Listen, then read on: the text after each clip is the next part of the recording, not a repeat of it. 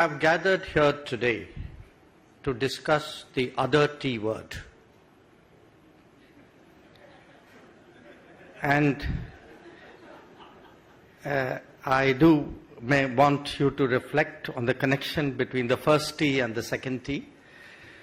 But we also are gathered in a very changed landscape from what it was just a year ago. So I thought it might be useful to, as we begin the open proceedings of this 9th GTS, in a way to share with you an Indian view of the geotech landscape. How do we see the world? Why, in my view, Sambhavana, possibilities, is an appropriate theme for this year. And it is natural that when we speak about change and the T word, that we begin with the United States. Now, all that I can say, and I'm sure nobody would really disagree with this, is that the US has fundamentally changed its approach to engaging the world. And it has consequences across every domain. But the tech consequences, I believe, would be particularly profound. And it'll be profound not just because the US is the largest economy, the main driver in a way of global tech advancements, but also because it's very clear that tech has a big role in making America great again. So there is a connection between MAGA and tech, which perhaps was not so clear between 2016 and 2020. In our business, one milestone, one example of the profound changes in American policy has been Vice President Vance's speech to the Munich Security Conference. There was actually, to my mind, a very impactful speech before that as well, which perhaps didn't get the same degree of attention, which was to the AI Action Summit in Paris, which was just a few days before Munich.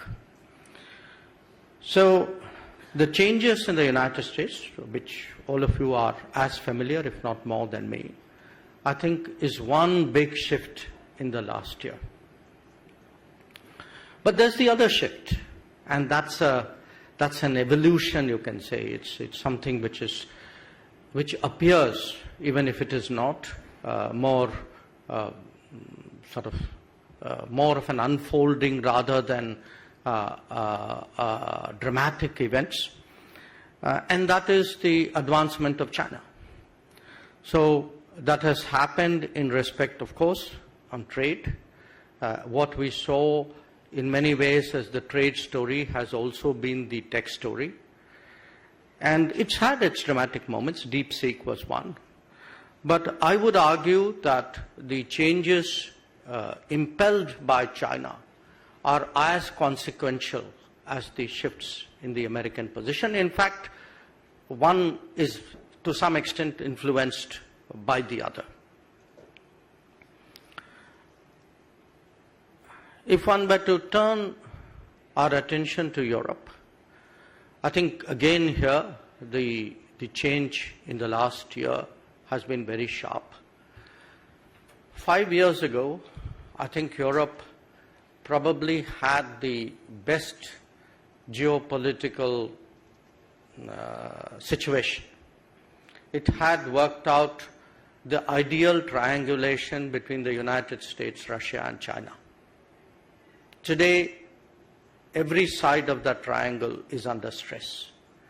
So from, and perhaps there's a lesson in it, sometimes very intricate hedging. From the best of all worlds, you can end up as the most difficult of all worlds. But again, I want to stress here that there are very important tech aspects to Europe's predicament, and in fact to our own, interaction with Europe. And this year, just a month ago, we had 21 European commissioners visiting us. I think if you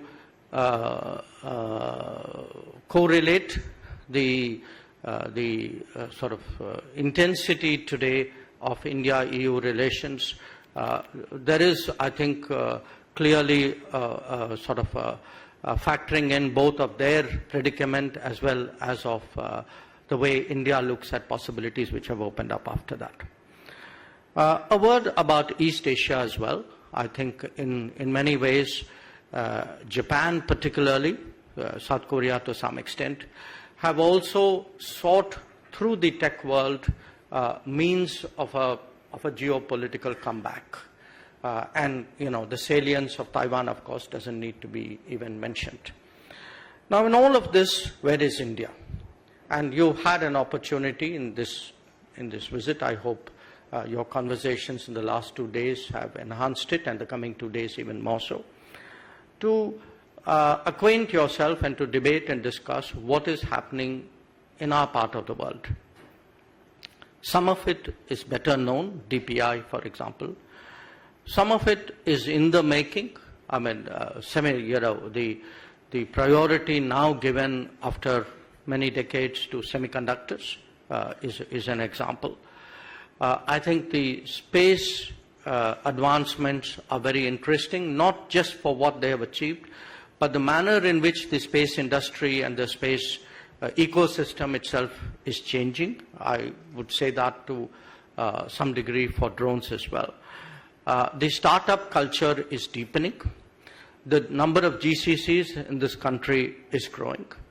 And of course, when it comes to the AI era, I think where India is concerned, it's not just the scale of the data which would be generated, but in many ways the diversity of the data which would make it somewhat unique.